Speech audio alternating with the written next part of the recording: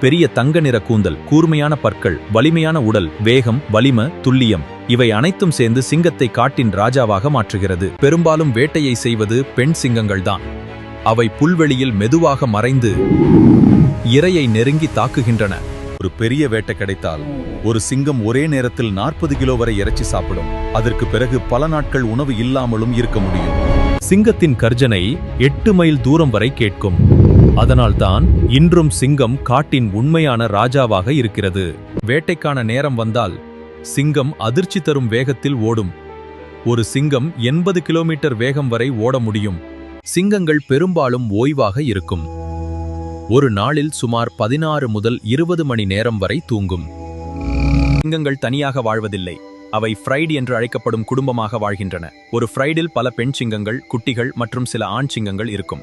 ஆண் சிங்கத்தின் கழுத்தில் இருக்கும் பெரிய கூந்தலை மேன் என்று சொல்வார்கள்.